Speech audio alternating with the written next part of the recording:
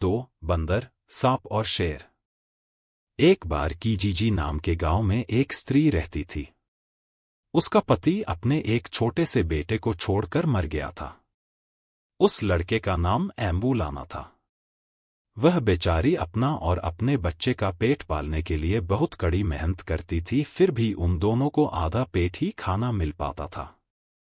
वह लड़का जब थोड़ा सा बड़ा हो गया तो एक दिन उसने अपनी माँ से पूछा, माँ, हम लोग रोज आधा पेट खाना खाकर रहते हैं। मेरे पिता हम लोगों को खाना खिलाने के लिए क्या करते थे? माँ ने जवाब दिया, बेटा, तुम्हारे पिता शिकारी थे। वह जानवरों को पकड़ने के लिए जाल बिछाया करते थे और जो जानवर उस जाल में फंस जाता था उसी को हम लोग खा लिया करते थे। एम्बुलाना बोला, मगर माँ, यह तो कोई काम नहीं है, यह तो खेल है। मैं भी जाल बिछाऊंगा और फिर देखता हूं कि मैं भी कोई जानवर खाने के लिए पकड़ पाता हूं या नहीं। सो अगले दिन वह जंगल गया, पेड़ से कुछ डालियां काटी और शाम तक घर लौट आया। दूसरा दिन उसने उन डालियों से जाल बनाने में लगा दिया। तीसरे दिन उसने नारियल के रेशे लेकर उनसे रस्सियां बनाईं। चौथे दिन वह जितने भी जाल बिछा सका उसने उतने जाल बिछाए और 5वें दिन उसने बचे हुए जाल भी बिछा दिए। छठे दिन वह उन जालों को देखने गया तो उसने देखा कि उन जालों में तो बहुत सारे जानवर पकड़े गए थे। उसने जितने जानवर अपने लिए काफी थे अपने लिए रख लिए, बाकी बचे हुए जानवर वह पास के शहर उंगुजा ले गया। वहां उनको बेचकर उसने कुछ मक्का और खाने की दूसरी चीजें खरीदी और घर आ गया। आज उसके घर में खाना ही खाना दिखाई दे रहा था। कुछ दिन ऐसा ही चलता रहा और वह और उसकी माँ कुछ दिन तक आराम से रहे। पर बाद में उसके जाल में जानवर फंसने कम हो गए और एक दिन ऐसा भी आया जब उसको अपने जाल में एक भी जानवर फंसा दिखाई नहीं दिया। पर एक दिन एक बंदर उसके जाल में फंस गया। वह उसको मारने को ही था कि वह बोला, ओ एडम के बेटे, मैं नियानी बंदर हूं, मुझे मत मारो। मुझे इस जाल में से निकाल दो और मुझे जाने दो। मुझे बारिश से बचा लो, शायद मैं किसी दिन तुमको कड़ी धूप से बचा लूं। एम्बुलाना ने उसको जाल में से निकाल दिया और छोड़ दिया। छूटते ही नियानी बंदर एक पेड़ पर चढ़कर एक डाल पर बैठ गया और एम्बुलाना से बोला, तुमने मेरे ऊपर इतनी मेहरबानी की है तो मैं तुमको एक सलाह देता हूं। तुम मेरा विश्वास करो, सारे आदमी बुरे होते हैं। कभी किसी आदमी का भला मत करना। अगर तुम करोगे तो वह आदमी पहला मौका मिलते ही तुमको नुकसान पहुंचाने की कोशिश करेगा। अगले दिन उसके उसी जाल में एक सांप फंस गया। वह गांव वालों से सांप के बारे में कहने के लिए जाने लगा कि सांप ने उसे पुकारा और बोला, ओ एडम के बेटे, तुम मुझे मारने के लिए आदमियों को बुलाने के लिए अपने गांव मत जाओ। मेरा नाम नियोका है। मैं तुम्हारे हाथ जोड़ता हूं, तुम मुझे इस जाल से निकाल दो। मुझे आज बारिश से बचा दो ताकि मैं कल तुम्हें धूप से बचा सकूं। अगर तुम्हें मेरी किसी सहायता की जरूरत पड़ेगी तो मैं जरूर तुम्हारे काम आऊंगा। उस लड़के ने उस सांप को छोड़ दिया। जाते जाते वह सांप बोला, अगर मुझे मौका लग गया तो मैं तुम्हारी मेहरबानी का बदला जरूर चुकाऊंगा। पर तुम मेरी एक बात याद रखना कि कभी किसी आदमी पर भरोसा मत करना, वह तुमको पहला मौका मिलते ही नुकसान पहुंचाने की कोशिश करेगा। और यह कहकर वह चला गया। तीसरे दिन एम्बुलाना को अपने उसी जाल में जिसमें उसे बंदर और सांप फंसे मिले थे एक शेर फंसा मिला। शेर को देखकर तो एम्बुलाना बहुत ही डर गया। वह तो उसके पास भी नहीं जा पा रहा था। लेकिन उसका आश्चर्य तब बहुत बढ़ गया जब उसने शेर को भी बोलते हुए सुना। वह कह रहा था, तुम भागो नहीं। मैं बहुत बूढ़ा सिम्बा कोंगवे शेर हूं। तुम मुझे इस जाल से बाहर निकाल दो, मैं तुम्हें कोई नुकसान नहीं पहुंचाऊंगा। मुझे इस बारिश से बचाओ। अगर तुम्हें मेरी जरूरत पड़ी तो मैं तुमको धूप से बचाऊंगा। सो एम्बुलाना ने उसका विश्वास करके उसको भी जाल से बाहर निकाल दिया। जाते जाते सिम्बा कोंगवे भी उससे कहता गया, ओ एडम के बेटे, तुमने मेरे ऊपर बड़ी मेहरबानी की है। मैं तुम्हारी इस मेहरबानी का बदला जरूर चुकाऊंगा अगर हो सका तो। पर एक बात का ध्यान रखना, कभी भी किसी आदमी के ऊपर दया नहीं करना, वह हमेशा उसका बदला तुम्हें बेरहमी से ही देगा। यह कहकर वह भी चला गया। अगले दिन इत्तफाक से उस जाल में एक आदमी फंस गया और जब उस लड़के ने उस आदमी को जाल में से निकाला तो उस आदमी ने लड़के को कई बार विश्वास दिलाया कि वह उसके साथ की गई मेहरबानी को कभी नहीं भूलेगा कि उसने उसको जाल में से निकाला और उसकी जान बचाई। सो ऐसा लगता था कि एम्बुलाना ने अब सारे शिकार पकड़ लिए थे और अब वह और उसकी माँ फिर से भूखे रहने लगे थे। अब उनके पास खाने के लिए पहले जैसी कुछ भी चीजें नहीं थी। एक दिन वह अपनी माँ से बोला, माँ, घर में जो कुछ है उसकी मुझे केक बना दो, मैं अपना तीर कमान लेकर फिर से शिकार करने जाना चाहता हूँ। उसकी माँ ने उसके लिए बचे हुए खाने के सामान की केक बना दी और वह उनको और अपना तीर कमान लेकर शिकार पर चल दिया। वह बेचारा चलता गया पर उसे कोई शिकार ही नहीं मिला। चलते चलते वह रास्ता भी भूल गया था और उसके पास केक भी अब केवल एक ही बची थी। वह और चलता गया। वह नहीं जानता था कि वह अपने घर से किस दिशा में जा रहा था, पर अंत में वह एक बहुत ही अकेले और घने जंगल में आ निकला। ऐसा जंगल तो उसने पहले कभी नहीं देखा था। वह इतना थक गया था कि उसका मन कर रहा था कि वह बस वहीं लेट जाए और मर जाए कि अचानक उसने किसी के उसको पुकारने की आवाज सुनी। उसने सिर उठाकर देखा तो एक पेड़ पर नियानी बंदर बैठा था। उसने उससे पूछा, ओ एडम के बेटे, तुम कहाँ जा रहे हो? एम्बुलाना ने दुखी होकर जवाब दिया, मालूम नहीं, मुझे लगता है कि मैं रास्ता भूल गया हूं। बंदर बोला, चिंता न करो, तुम यहां बैठो और जब तक मैं आता हूं थोड़ा आराम करो, और मैं तुम्हारी मेहरबानी का बदला मेहरबानी से ही चुकाऊंगा।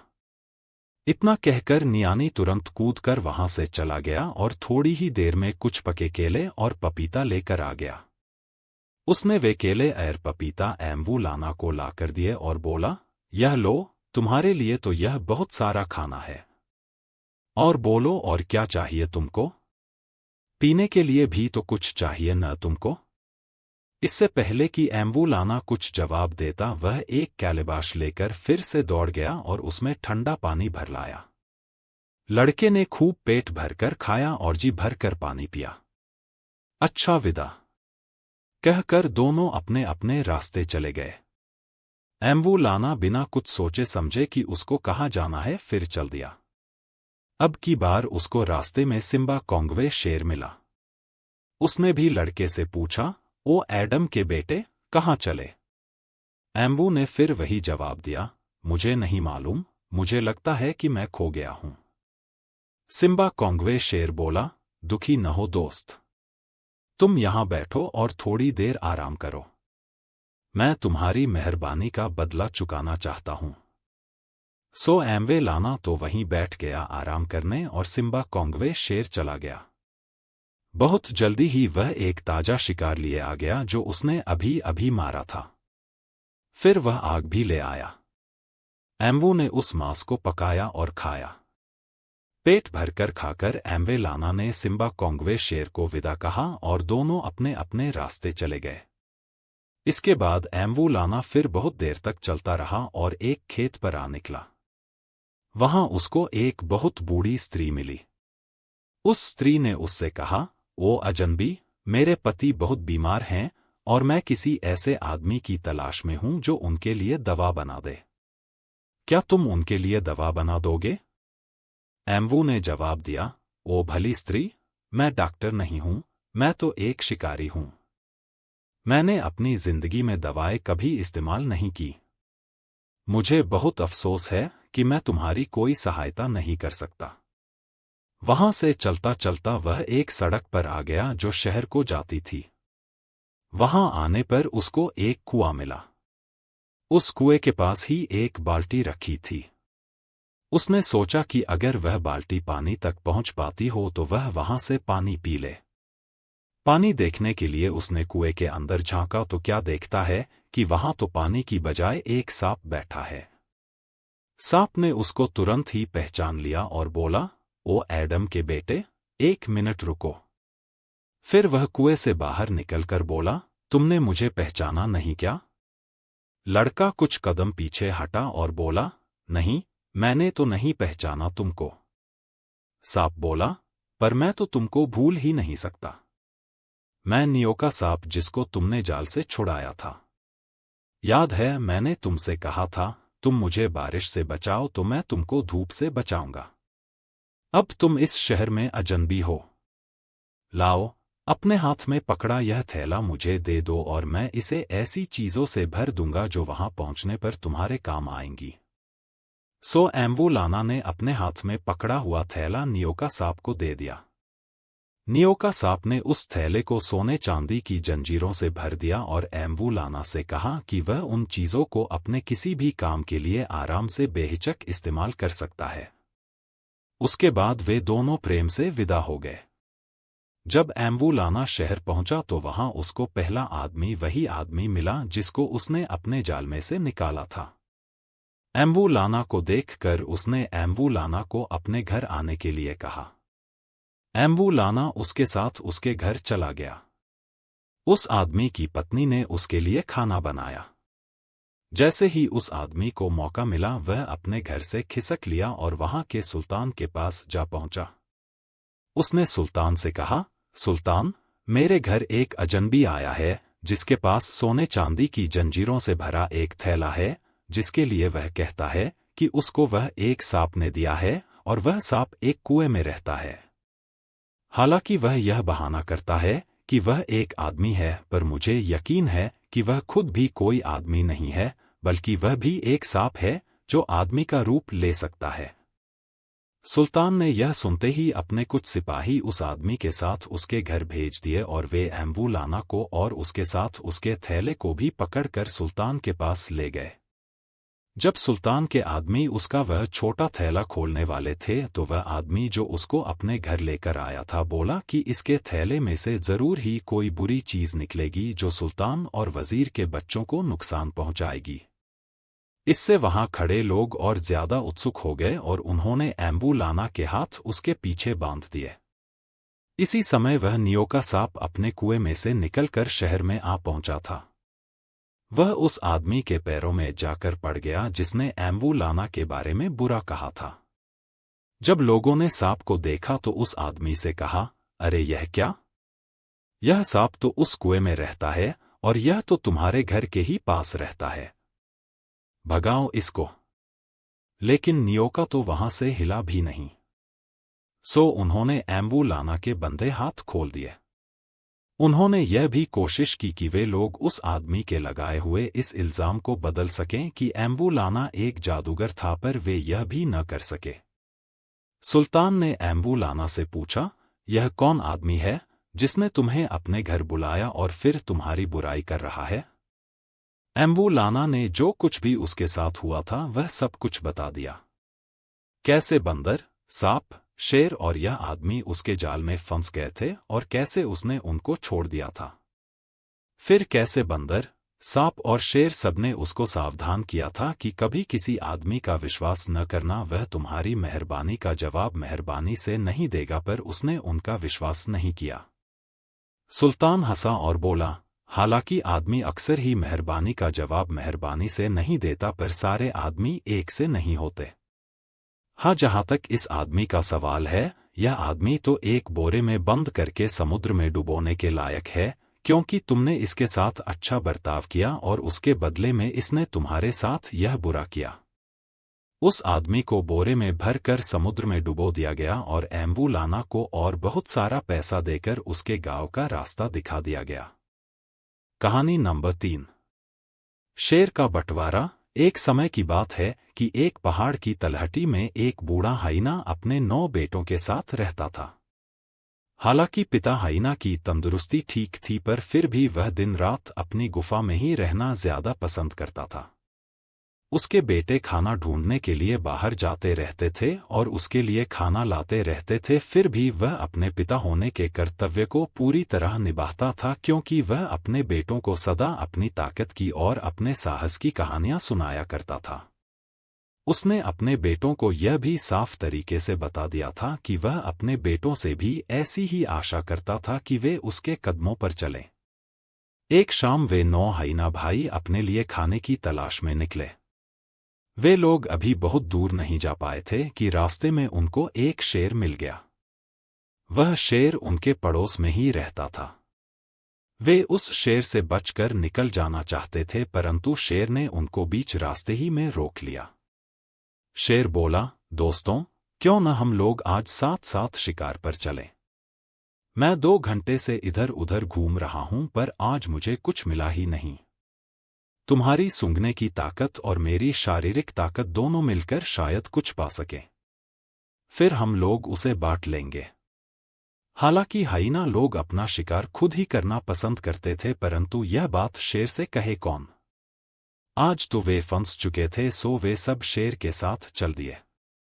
पर शायद किस्मत उनके साथ थी, इसलिए हाइनाओं की सूंघने की ताकत जल्दी ही उन सबको एक पेड़ के पीछे ले गई, जहां एक शिकारी ने अपनी शिकार की गई मुर्गियां एक थैले में रखी हुई थी। शेर ने तुरंत ही वह थैला फाड़ डाला और उसमें से सारी मुर्गियों को बाहर निकाल लिया। वे पूरी 10 थीं। शेर बोला, देखो न हाइना, हम लोगों का साथ साथ शिकार पर निकलना कितना अच्छा रहा। हम लोगों को तुरंत ही खाना मिल गया। आओ अब इसे बांट लेते हैं। ऐसा कहकर उसने 9 सबसे अच्छी मोटी मोटी मुर्गियां अपने लिए चुन ली और एक पतली सी छोटी सी मुर्गी उसने हाइनाओं की तरफ उछाल दी। हालांकि सब हाइनाओं ने धीरे से गुर्रा कर इस बंटवारे पर अपना गुस्सा जाहिर किया, परंतु शेर की एक हल्की सी गुर्राहट पर ही सारे हाइना शांत भी हो गए। शेर ने हाइनाओं से पूछा, क्या बात है? आप लोग मेरे इस बंटवारे से कुछ अनमने से क्यों हैं? क्या मैंने बंटवारा ठीक से नहीं किया? हाइना डर के मारे कोई जवाब नहीं दे पा रहे थे। कुछ देर तो शेर ने उनके जवाब का इंतजार किया, फिर जब उसको उनसे कोई जवाब नहीं मिला तो उसने अपनी 9 मुर्गियां उठाईं और अपने घर की तरफ चल दिया। उधर वे दुखी उदास हाइना भी अपनी पतली सी छोटी सी मुर्गी उठाकर इसलिए जल्दी जल्दी अपने घर चल दिए ताकि उनके पिता को उनके देर से घर आने की चिंता न हो। घर आकर उन्होंने अपने पिता को अपने शिकार की कहानी सुनाई। पिता हाइना ने जब अपने बेटों की कहानी सुनी तो उसने अपने बेटों को उनकी सुस्ती और डरपोक होने पर आधे घंटे का एक भाषण दिया और फिर आखिर में कहा, यह तो एक हाइना का एक कौर भी नहीं है। हम सब इसमें से कैसे खाएंगे? हाइना का एक बेटा बोला, पिताजी, हमने तो आपके लिए बहुत ही बढ़िया खाना चुना था, पर शेर का हिस्सा हमारी उम्मीद से कहीं ज्यादा निकला। हम क्या करते? इसके बाद उसने अपने पिता को सारी कहानी विस्तार से सुना दी कि किस प्रकार रास्ते में उनको शेर मिल गया था और फिर किस प्रकार मुर्गियों का बंटवारा हुआ। पिता हाइना सारी कहानी सुनने के बाद तो और भी ज्यादा गुस्सा हुआ और इतना ज्यादा गुस्सा हुआ कि उसके बेटों को लगा कि उनके पिता को दौरा पड़ गया है। उसका गुस्सा बढ़ता ही जा रहा था।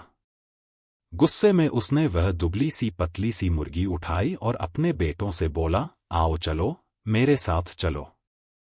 मैं इस चिड़िया के बदले में अपनी मुर्गियों का हिस्सा शेर से लेकर आता हूं। न्याय तो होना ही चाहिए ना? तुमको तो खुश होना चाहिए कि तुम्हारा पिता अभी भी इतना बहादुर और हिम्मत वाला है कि वह शेर का सामना कर सकता है। कहकर हाइना ने अपने सब बेटों को अपने साथ लिया और वे सब शेर की मांद के पास पहुंचे। पिता हाइना ने शेर को आवाज लगाई, ए शेर, तुम जरा अपनी मांद से बाहर तो निकलो, मैं तुमसे कुछ बात करना चाहता हूं। एक पल की खामोशी के बाद शेर सोता हुआ सा अपनी मांद में से बाहर आया और बाहर आकर जोर की एक गरज की। फिर बड़ी नम्रता से पिता हाइना से बोला, दोस्त, तुम्हें कुछ चाहिए क्या? पिता हाइना ने अपने गले का थूक सटका, फिर अपना गला साफ किया और वह दुबली सी और पतली सी मुर्गी उसकी ओर बढ़ाता हुआ बोला, मेरे दोस्त शेर, मेरे बच्चों ने मुझे बताया कि किस उदारता के साथ तुमने खाने का बंटवारा किया। उस उदारता के लिए धन्यवाद के तौर पर मैं तुम्हें यह दुबली सी और पतली सी मुर्गी भेंट करने आया हूं। कहकर उसने वह दुबली सी और पतली सी मुर्गी वहीं छोड़ी और अपने घर वापस आ गया। इस कहानी से भी हमको यही शिक्षा मिलती है कि अपने से ताकतवर दुश्मन के साथ लड़ने झगड़ने और बहस करने से कोई फायदा नहीं। कहानी नंबर 4, नदी के राक्षस। एक बार की बात है कि बहुत दूर के एक गांव में एक स्त्री अपनी 2 बेटियों के साथ रहती थी। वे दोनों बहिनें परिवार के लिए बारी बारी से खाना बनाती थीं। जब उनकी माँ खेत पर चली जाती तब उनमें से एक बहन खाना बनाती और उसको एक कैलेबाश में रख लेती और एक मिट्टी के ढेर पर रख देती। वह खाना तब तक वहीं रखा रहता जब तक उनकी माँ खेत पर से वापस आती थी। उसके बाद वे लड़कियां खेलने चली जातीं और तब तक खेलती रहतीं जब तक उनकी माँ खेत से वापस आती। फिर सब लोग एक साथ खाना खाते। यह गांव एक टापू पर था जो चारों तरफ पानी से घिरा हुआ था। वह पानी भी इतना सारा था कि उस टापू से पानी के उस पार कोई जमीन दिखाई नहीं देती थी। उस पानी में एक राक्षस रहता था जो केवल उन लोगों को खाता था जो गलत काम करते थे। जब भी कभी किसी पर किसी गलत काम करने का इल्जाम लगता तो वह उस नदी के बीच में ले जाया जाता और उस नदी की कसम खाता। अगर उसने कोई गलत काम नहीं किया होता तो नदी उसको छोड़ देती, नहीं तो वह नदी वाला राक्षस अपना बड़ा सा मुंह खोलता और उसको निगल जाता। उस स्त्री के घर में कभी कभी कुछ ऐसा होता कि जब भी यह स्त्री जहां अपना खाना रखवाती थी वहां से उसकी एक बेटी वह खाना खा लेती थी। माँ जब भी पूछती कि खाना किसने खाया तो वे दोनों ही मना कर देती कि हमने खाना नहीं खाया। एक दिन वह स्त्री खेत से एक खरगोश लेकर आई जो उसने वहां मारा था। उसने खरगोश को साफ किया और काटा। उसमें से उसका कुछ मांस उसने अपनी बड़ी बेटी को उसका सूप बनाने को दे दिया और बाकी बचा हुआ मांस उसने आग पर रख दिया। उस रात सबने इतना अच्छा खाना खाया जितना पहले कभी नहीं खाया था। सब बहुत खुश थे और सबका पेट खूब भरा हुआ था। अगले दिन उन लड़कियों की माँ बेटियों को घर छोड़कर खेत पर चली गई। जब माँ शाम को खेत से वापस आई तो उसने देखा कि उसका खरगोश का बचा हुआ मांस तो गायब था। वह बहुत गुस्सा हुई। उसने सोचा, खाना खाना तो मेरी समझ में आता है कि लड़कियों ने खा लिया होगा क्योंकि वे भूखी थी, पर मांस खाना, यह तो सीधे सीधे लालच है। और जो भी बच्चा इस तरह के स्वाद से बड़ा होता है वह अच्छा बच्चा नहीं होता। अगर उसका ऐसा ही स्वाद रहा तो वह तो घर में एक बीमारी बन जाएगा। यही सोचकर उसने लड़कियों से पूछताछ करने का निश्चय किया। उसने अपनी बेटियों को बुलाया और उनसे पूछा, खरगोश का मांस किसने खाया? पर दोनों ने मना कर दिया कि उनको इस बात की कोई जानकारी नहीं थी कि खरगोश का मांस किसने खाया। उसकी बड़ी बेटी बोली, मुझे तो यह भी नहीं पता था कि वह मांस आग पर रखा था। छोटी बेटी बोली, नहीं, मुझे इस बात का पता था।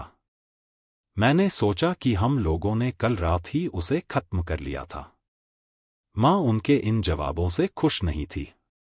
उसने उनसे कई बार सच बताने को कहा, मैं तुम लोगों को कोई सजा नहीं दूंगी, बस तुम लोग मुझे सच सच बता दो कि खरगोश का मांस किसने खाया। तुम लोगों को तो मालूम है कि मुझे चोरी करने वाले लोगों से कितनी नफरत है। तुम लोगों को कोई चीज लेने से पहले पूछना चाहिए, पर अगर तुमने कोई चीज बिना पूछे ले भी ली है तो फिर तुमको मान लेना चाहिए कि वह चीज तुमने ही ली है। बड़ी बेटी बोली, पर माँ, मैंने सच में मांस नहीं लिया। छोटी बेटी बोली, और मैं तो सारा दिन खेल रही थी। मुझे तो पता ही नहीं था कि हमारे घर में खरगोश का मांस और भी रखा है। वह बेचारी स्त्री बोली, और मैं सोच रही थी कि मैं अपने बच्चों को बहुत अच्छे तरीके से पाल रही हूं, पर अब मुझे लग रहा है कि मैं तो न केवल चोरों को पाल रही हूं बल्कि झूठ बोलने वालों को भी पाल रही हूं। कई दिनों तक वह सोचती रही कि वह क्या करे क्या करे। क्या मुझे उनसे सच उगलवाना चाहिए या फिर मुझे उनका खाना बंद कर देना चाहिए? पर उसको लगा कि उन दोनों में से कोई भी तरीका ठीक नहीं है, क्योंकि इस तरह से तो वह उन भोली भाली लड़कियों को केवल सजा ही देगी। फिर उसने सोचा कि कहीं ऐसा तो नहीं है कि उन्होंने दोनों ने एक साथ मिलकर मांस खाया हो। बहुत सोचने के बाद उसने अपनी बेटियों को एक साथ बुलाया और उनको अपना प्लान बताया। उसने कहा, क्योंकि मैं तुम लोगों से सच नहीं निकलवा सकी, इसलिए मैं तुम लोगों को नदी वाले राक्षस के पास ले जाऊंगी। पर मैं तुम लोगों को एक आखिरी मौका और देती हूं कि अगर तुम लोगों ने वह मांस चुराया हो तो मुझे अभी बता दो। तुम लोगों के लिए यह आसान बनाने के लिए मैं एक काम कर सकती हूं कि तुम मेरे पास आकर मुझे अकेले में बता सकती हो कि वह मांस तुमने खाया है, और मैं दूसरी को नहीं बताऊंगी कि वह मांस तुमने खाया है। पर अगर कल सुबह तक तुमने मुझसे कुछ नहीं कहा तो मैं तुमको उस नदी वाले राक्षस को खाने के लिए दे दूंगी। यह कहकर वह अपने कमरे में सोने चली गई। उसकी दोनों बेटियां भी अपने कमरे में सोने चली गईं। वहां जाकर वे सीधी लेट गईं और रात भर अपने छप्पर की छत पर बैठी रात में आने वाली मौत को देखती रहीं। बड़ी बेटी ने कहा, तुम इस बात को मान क्यों नहीं लेती? क्यों कल तुम सबको शर्मिंदा करना चाहती हो? छोटी बेटी बोली, और तुम ही इस बात को क्यों नहीं मान लेती? काफी रात गए तक वे एक दूसरे से ऐसे ही बहस करती रहीं, फिर पता नहीं कब उनको नींद आ गई। जब वे सुबह सोकर उठीं तो उनकी माँ खेत पर जा चुकी थी। यह देखकर उन दोनों को कम से कम दिन भर के लिए तसल्ली मिली। माँ के घर लौटकर आने से पहले छोटी बेटी ने सोचा कि नदी पर जाने के लिए काफी देर हो जाएगी। दोपहर बाद उन्होंने देखा कि उनकी माँ खेत पर से वापस आ रही थी। उसको देखते ही दोनों बेटियों के मुंह लटक गए और उनके दिल जोर जोर से धड़कने लगे। वे अपने में इतनी खोई हुई थीं कि उनको पता ही नहीं चला कि कब उनकी माँ उनके सामने आकर खड़ी हो गई। उसने पूछा, क्या तुम लोग मेरा स्वागत नहीं करोगी? वे कुछ परेशान सी बोलीं, हाँ हाँ आओ माँ। और उन्होंने अपनी माँ के हाथ में पकड़ा बोझा लेकर जमीन पर रख दिया। उन्होंने अपनी माँ को खाना परोसा और जब वह खाना खा चुकी तो उसने उनसे फिर पूछा कि क्या वे लोग यह बात मानने के लिए तैयार थीं कि खरगोश का मांस उन्होंने ही खाया था? पर उनमें से कोई कुछ नहीं बोला। सो उनकी माँ उन दोनों को लेकर नदी पर गई। वहां पहुंचकर उसने अपनी छोटी बेटी को एक बड़े से कैलेबाश के कटोरे में रखा और यह कहते हुए नदी में बहा दिया, बेटी, अगर तुम सच्ची हो तो वह तुमको छोड़ देगा, और अगर तुम सच्ची नहीं हो तो अलविदा मेरी बेटी। मैं तुमको आखिरी बार देख रही हूं। कैलेबाश का कटोरा बहता बहता नदी के बीच में चल दिया तो लड़की ने गाया, नदी के राक्षस, ओ नदी के राक्षस, अगर मैंने खरगोश का मांस खाया है तो मैं तुम्हारे पास आ रही हूं और मैं तुम्हारी हूं। अपना मुंह खोलो ताकि मैं उसमें घुस सकूं। पर अगर मांस किसी और ने खाया है तो हमेशा के लिए तुम अपना मुंह बंद कर लो, ताकि मैं यहां से वापस जा सकूं। 2 या 3 लाइनें गाने के बाद उसको कुछ नहीं हुआ। नदी का बहाव बदल गया और लड़की अपनी माँ के पास किनारे पर आकर लग गई। उसकी माँ ने उसको कैलेबाश के कटोरे में से निकाल लिया और फिर उसकी बड़ी बहन को उसमें रखकर बहा दिया। जब बड़ी बहन उस कैलेबाश में बैठकर नदी के बीच में पहुंची तो उसने भी गाना शुरू किया, नदी के राक्षस, ओ नदी के राक्षस, अगर मैंने खरगोश का मांस खाया है तो मैं तुम्हारे पास आ रही हूं और मैं तुम्हारी हूं। अपना मुंह खोलो। इतना गाते ही नदी के पानी ने भंवर खाना शुरू किया और उसको अपने भंवर में निगलना शुरू कर दिया। उसकी माँ ने उससे बहुत कहा कि वह अपनी गलती मान ले, पर वह उसने अपनी गलती नहीं मानी। जल्दी ही पानी उसकी गर्दन तक आ गया। उसकी माँ ने एक बार फिर उससे कहा कि वह अपनी गलती मान ले, परंतु वह मना ही करती रही कि उसने खरगोश का मांस नहीं खाया। वह धीरे धीरे नदी के पानी में डूबती चली गई और नदी के पानी ने उसको पूरी तरह से ढक लिया। इसके बाद माँ अपनी बेटी के लिए बहुत रोती रही। जब वह रोते थक गई तो वह अपनी छोटी बेटी को लेकर घर वापस चली गई। वे दोनों माँ बेटी बहुत दिनों तक जिंदा रहीं, पर जब भी वे नदी की तरफ जातीं तो वे अपनी बेटी और बहन के लिए बहुत रोतीं। कहानी नंबर 5, जादुई खीरे। एक बार जिम्बाब्वे देश के एक गांव में एक नौजवान रहता था। उसका नाम वांगे था। हालांकि उस गांव में बहुत सारी लड़कियां थीं, पर फिर भी वह अभी तक कुंवारा ही था, क्योंकि उन लड़कियों का कहना था कि वह बहुत ही पतला दुबला और बदसूरत था। उसकी उम्र के दूसरे नौजवानों की शादियां हो चुकी थीं और वहां के रीति रिवाजों के अनुसार किसी किसी के तो एक से ज्यादा भी पत्नियां थीं। इसलिए इसमें कोई आश्चर्य की बात नहीं थी कि वांगे यह सब देख देख कर और सोच सोच कर ही दिन पर दिन दुबला हुआ जा रहा था। वह देखने में तो सुंदर नहीं था परंतु वह दयालु बहुत था। एक दिन उस गांव के लोगों ने कुश्ती का प्रोग्राम रखा। सुबह सवेरे ही गांव के सारे लोग मैदान में इकट्ठा हो गए। वांगे भी उनके साथ था। दोपहर तक उन सब में खूब कुश्ती हुई। दोपहर को जब काफी गर्म हो गया सो सभी लोग कुश्ती रोक कर पेड़ों की छाया में लेट गए। एक आदमी ने ढोल बजाना शुरू किया तो उनकी पत्नियों को पता चल गया कि उनके पतियों के दोपहर के खाने का समय हो गया है, सो वे सब अपने अपने पतियों के लिए दोपहर का खाना लेकर कुश्ती के मैदान को चलीं। सभी ने अपनी अपनी पत्नियों के हाथ का स्वाददार खाना पेट भरकर खाया परंतु वांग की तो कोई पत्नी ही नहीं थी, इसलिए न तो उसके लिए कोई खाना ही लेकर आया और न ही वहां उसको किसी ने खाना खाने के लिए पूछा। वांगे बेचारा भूख से परेशान था। उसने सोचा, काश मेरी भी कोई पत्नी होती तो वह भी मेरे लिए खाना लाती। अब तो मुझे अपने आप ही अपना खाना ढूंढना पड़ेगा। चलो पास की नदी से ही कोई मछली पकड़ता हूं। ऐसा सोचकर वह पास की नदी की तरफ चल दिया। उसने अपना मछली पकड़ने वाला कांटा नदी में फेंका। कांटा खींचने पर भारी लगा तो उसने सोचा कि लगता है आज कोई बड़ी मछली फंसी है, क्योंकि मेरा कांटा खूब भारी हो गया है। आज तो मजा आ गया। यह सोचकर उसने जैसे ही वह कांटा जोर लगाकर ऊपर खींचा तो उस कांटे की रस्सी टूट गई और वह कांटा नदी में डूब गया। वह दुखी होकर बोला, अरे यह तो रस्सी भी टूट गई, मेरा कांटा भी गया। मैं मछली भी नहीं पकड़ सका और मैं भूखा भी रह गया। मैं इस बड़ी मछली को किसी भी हाल में अपने हाथ से जाने नहीं दूंगा। और वह तुरंत ही नदी में कूद गया। पर चारों ओर देखने पर भी उसको नदी में मछली तो कोई दिखाई नहीं दी। हाँ, एक बहुत बड़ा मगर जरूर दिखाई दे गया। वांगे ने उससे पूछा, क्या तुमने मेरा कांटा चुराया है? मगर ने जवाब दिया, नहीं, इन सब खेलों के लिए तो मैं अब काफी बूढ़ा हो चुका हूं, लेकिन मैंने तुम्हारा कांटा चुराने वाले को उस रास्ते पर जाते हुए जरूर देखा है। अगर तुम जल्दी से उधर चले जाओ तो शायद उसे पकड़ पाओ। यह कहकर उसने पानी में जाते एक रास्ते की तरफ इशारा कर दिया। जिस तरफ मगर ने इशारा किया था वांगे ने उस तरफ देखा तो उसे पानी में जाता एक पथरीला रास्ता दिखाई दिया जिसके दोनों तरफ घास लगी हुई थी। उसने मगर को धन्यवाद दिया और उस रास्ते पर चल दिया।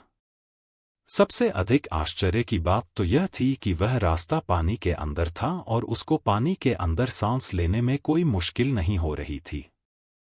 वह उस रास्ते पर ऐसे बढ़ता चला जा रहा था जैसे धरती पर चल रहा हो। रास्ते में उसने सुनहरी रुपहली मछलियां देखी, पानी के सांप देखे और हरे केकड़े भी देखे। चलते चलते अचानक ही वह काले सफेद पत्थरों से बने एक घर के सामने जा पहुंचा। वहां पहुंचकर उसने आवाज लगाई, नमस्ते, अंदर कोई है? मकान के अंदर से आवाज आई, नमस्ते, और कुछ ही पल में झुकी हुई कमर वाली एक बुढ़िया बाहर आई। वांगे ने बुढ़िया से पूछा, यहां किसी ने मेरा कांटा चुरा लिया है, क्या आप बता सकती हैं कि मेरा कांटा किसने चुराया है? बुढ़िया ने पूछा, पर तुम यहां इस पानी के राज्य में क्या कर रहे हो, ओ आदमी के बच्चे? वांगे बोला, मैं नदी पर मछलियां पकड़ रहा था कि मेरा कांटा खो गया। मैं उसे ढूंढते ढूंढते यहां तक आ गया। बुढ़िया बोली, क्या तुम एक छोटे से कांटे के लिए इतनी तकलीफ उठा रहे हो? बड़े गरीब लगते हो। वांगे बोला, जी हाँ, यही मेरे खाने पीने का सहारा है, इसलिए मैं इसे खोना नहीं चाहता। बुढ़िया के मुंह से निकला, ओ, और पास से उसने एक स्पंज तोड़ लिया और वांगे से कहा, यह स्पंज लो और जरा मेरी पीठ तो साफ कर दो। हालांकि वांगे इस समय बुढ़िया की पीठ साफ करने के बिल्कुल भी मूड में नहीं था, परंतु क्योंकि स्वभाव से ही वह बहुत दयालु था इसलिए वह उस स्पंज से बुढ़िया की पीठ साफ करने लगा। थोड़ी देर बाद वह बुढ़िया से बोला, यह लीजिए, आपकी पीठ साफ हो गई। अब यह चांद की तरह चमक रही है। बुढ़िया ने कहा, नहीं, अभी नहीं, थोड़ा और साफ करो। तो वांगे ने फिर से उसकी पीठ साफ करनी शुरू कर दी। थोड़ी देर बाद वह फिर बोला, यह लीजिए, अब शायद आपकी पीठ साफ हो गई है, क्योंकि अब यह सूरज की तरह चमक रही है। बुढ़िया ने कहा, धन्यवाद बेटा, मैं तुमसे बहुत खुश हूं। अब तुम मुझसे जो चाहे मांग लो। बोलो तुम्हें क्या चाहिए। वांगे अपना कांटा खोने का दुख तो भूल गया और खुशी से भरकर बोला, मुझे एक सुंदर सी पत्नी चाहिए। क्या आप मुझे वह दे सकेंगी? बुढ़िया बोली, जरूर जरूर, क्यों नहीं। कहकर वह घर के अंदर गई और 4 सुंदर चिकने खीरे ले आई। उन खीरों को वांगे को देते हुए वह बोली, लो ये खीरे लो और घर वापस चले जाओ। जब तुम नदी के किनारे पहुंचोगे तब इनको तोड़ना। हर खीरे में से एक एक सुंदर लड़की निकलेगी। लेकिन याद रखना कि इन खीरों को नदी के किनारे ही तोड़ना, उससे पहले नहीं, क्योंकि ये लड़कियां तुरंत ही पीने के लिए पानी मांगेंगी और अगर तुमने इनको तुरंत ही पानी न दिया तो ये सब गायब हो जाएंगी और फिर कभी नहीं आएंगी। वांगे को हालांकि बुढ़िया की इन बातों पर जरा भी विश्वास नहीं हुआ, पर फिर भी सिर झुकाकर उसने अच्छा जी कहा और वे खीरे उससे लेकर अपनी जेब में रख लिए। फिर बोला, धन्यवाद, मेरे ऊपर यह आपकी बड़ी मेहरबानी है कि आपने मुझे इतनी सुंदर भेंट दी। जैसा आपने कहा है मैं वैसा ही करूंगा। ऐसा कहकर वह वहां से अपने घर की तरफ चल दिया। रास्ते में उसने सोचा, अब मैं कभी अपना कांटा वापस नहीं पा सकूंगा, इसलिए जब मैं धरती पर पहुंच जाऊंगा तब इन खीरों को खा लूंगा। धरती पर पहुंचकर उसने देखा कि वह बूढ़ा मगर अभी भी वहीं लेटा हुआ है। वांगे ने उसको नमस्ते की और ऊपर चल दिया। ऊपर अभी भी बहुत गर्म था, इसलिए वह नदी से कुछ दूर पर लगे एक पेड़ की छाया में बैठ गया। कुछ देर बाद उसने अपनी जेब से 4 खीरे निकाले और उनको अपने हाथों में उलटने पलटने लगा। वे उसे बहुत ही रसीले और ताजे दिखाई दे रहे थे। उसे बहुत तेज भूख लगी थी, सो वह उन खीरों को खाना चाहता था। उसने खीरा खाने के लिए हाथ बढ़ाया ही था कि उसे बुढ़िया के शब्द याद आए कि इन खीरों को नदी के पास ही तोड़ना। उसने तय किया कि वह पहले बुढ़िया के कहे अनुसार ही करेगा। अगर वे जादू के खीरे हुए तो उनमें से लड़कियां जरूर निकलेंगी, सो उसने ऐसा ही किया। पर वह यह अंदाज नहीं लगा सका कि उसको वे खीरे पानी के कितने पास तोड़ने चाहिए। उसने पहले एक खीरा तोड़ा। तुरंत ही उसमें से एक सुंदर लड़की निकलकर उसके सामने खड़ी हो गई और बोली, पानी दो। वांगे तो उसको देखकर आश्चर्यचकित सा बैठा ही रह गया, न हिल सका न डुल सका। उस लड़की ने फिर कहा, मुझे पानी चाहिए। अब वह जैसे सपने से जगा और उसे ख्याल आया कि उसे तो ये खीरे नदी के किनारे तोड़ने चाहिए थे। वह तुरंत ही नदी से पानी लेने भागा और पानी लेकर उल्टे पैरों वापस आया, पर उसे देर हो गई थी और वह लड़की गायब हो चुकी थी। सो बुढ़िया की बात तो सच निकली। वह पछताने लगा कि अपनी बेवकूफी से उसने अपनी इतनी सुंदर पत्नी खो दी। अब वह बाकी बचे हुए खीरे नदी के किनारे ले आया और उसने पानी भी अपने पास रख लिया। उसने फिर दूसरा खीरा तोड़ा। उसमें से भी एक सुंदर सी लड़की निकली और बोली, पानी। वांगे ने कांपते हाथों से उसे पानी पिलाया। अब की बार वह लड़की गायब नहीं हुई, बल्कि उसको देखकर मुस्कुरा दी। इसी तरह उसने बाकी बचे 2 खीरे भी तोड़े और उनमें से भी 2 सुंदर लड़कियां निकलीं। उसने उनको भी तुरंत ही पानी पिलाया। कुछ देर के लिए तो वह हक्का बक्का रह गया, उसके मुंह से एक शब्द भी न निकला।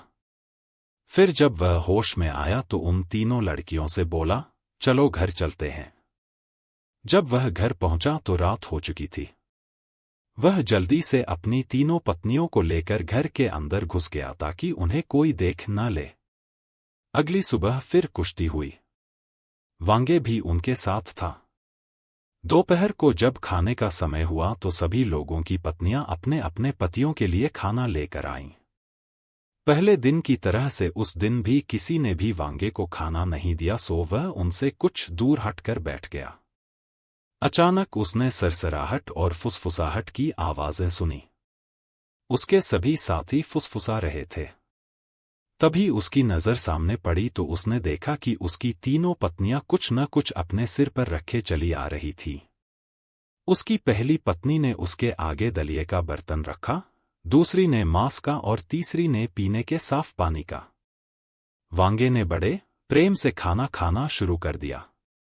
वहां बैठे सभी लोगों को बड़ा आश्चर्य हुआ कि कल तक तो यह अकेला था और आज इसके लिए इसकी तीन तीन पत्नियां खाना लेकर आई हैं। यह मामला क्या है? वे तुरंत ही दौड़े दौड़े वांगे के पास पहुंचे और उससे सवाल पर सवाल करने शुरू कर दिए। तुमको ये पत्नियां कहां से मिली? तुम कोई सरदार हो जो तुम तीन तीन पत्नियां रखे हो? हमने इतनी सुंदर लड़कियां तो पहले कभी नहीं देखी। हमारी पत्नियां तो इनके आगे बहुत ही बदसूरत और भद्दी दिखाई देती हैं। आदि आदि वाक्य वांगे के कानों में पड़ने लगे। वांगे ने जवाब दिया, आप लोग शांति से बैठें तो मैं आपको सब कुछ बताता हूं। कहकर उसने कांटा खोने से लेकर पत्नियां मिलने तक की पूरी कहानी उन सबको बता दी। उसकी कहानी सुनते ही वे सब भी विचार करने लगे कि किस तरह पानी में जाकर वैसी सुंदर लड़कियों को लाया जाए। तुरंत ही वे सब घर गए और अपनी अपनी पत्नियों को कह आए कि तुम सभी बड़ी बदसूरत हो, इसलिए तुम अपने अपने पिता के घर जाओ, अब हम तुम्हें नहीं रखेंगे। पत्नियां बेचारी रोती हुई अपने अपने पिता के घर चली गईं। उधर वे सब लोग नदी के किनारे आ गए जहां वांगे ने अपना मछली का कांटा खोया था। उन्होंने भी अपने अपने कांटे पानी में फेंके और इस बात का इंतजार किए बिना ही कि कोई मछली उसमें फंसी कि नहीं वे नदी में कूद गए। वह बूढ़ा मगर आश्चर्यचकित सा अभी भी वहीं लेटा हुआ था। वे सभी उसको ऐसे ही छोड़कर घर को जाने वाले पथरीले रास्ते की तरफ बढ़ गए। वे लोग इतनी जल्दी में थे कि न तो वे मछलियों की सुंदरता ही देख सके और न ही हरे केकड़ों पर नजर डाल सके। आखिर वे उस पथरीले रास्ते पर चलते हुए उसी काले सफेद पत्थरों के बने हुए घर के सामने आ खड़े हुए जहां वांगे पहुंचा था। किसी को वहां न देखकर उन्होंने चिल्लाना शुरू किया, ओ बुढ़िया, अरे ओ बुढ़िया, जल्दी से बाहर निकल और हम सबको सुंदर सुंदर पत्नियां दे, वरना हम सभी मिलकर तुझे पीटेंगे। बेचारी बुढ़िया कांपती सी घर के बाहर आई और पहले की तरह एक स्पंज तोड़ा और उसे उन लोगों की तरफ ले जाकर बोली, मेरी पीठ बड़ी गंदी हो रही है, पहले जरा मेरी पीठ साफ कर दो। पर वे सभी इस बात पर जोर से हंसकर बोले, यह हमारा काम नहीं है। हम तेरी पीठ साफ क्यों करेंगे? हमको तो बस तू जल्दी से वे जादू के खीरे दे दे जिनको तोड़ने पर सुंदर सुंदर लड़कियां निकल आती हैं, नहीं तो हम तेरे टुकड़े टुकड़े कर देंगे। वह बुढ़िया बेचारी धीरे धीरे घर के अंदर गई और 2 टोकरी में बहुत सारे खुरदरे खीरे ले आई। सभी लोगों ने टोकरी की टोकरी छीननी शुरू कर दी, परंतु बुढ़िया ने सबको केवल 7-7 खीरे ही दिए। उन लोगों ने सोचा कि हम तो वांगे से बहुत अच्छे हैं, क्योंकि वांगे को तो केवल 3 ही खीरे मिले थे, पर हमको तो 7-7 खीरे मिले हैं। हमारी किस्मत उससे ज्यादा अच्छी है। वे दौड़ते भागते खीरे तोड़ने के चक्कर में तुरंत ही नदी के किनारे जा पहुंचे। जल्दी जल्दी उन्होंने खीरे तोड़े। सबसे पहले आदमी ने जैसे ही अपना पहला खीरा तोड़ा वह डर गया, क्योंकि उसके सामने एक उससे भी लंबी और बदसूरत औरत खड़ी थी। सभी के साथ ऐसा ही हुआ। इस उम्मीद में कि किसी खीरे में से तो कोई सुंदर सी लड़की निकलेगी, उन्होंने सारे खीरे तोड़ डाले। पर उन खीरों में निकली हर औरत पहली औरत से कहीं ज्यादा लंबी और कहीं ज्यादा बदसूरत होती गई।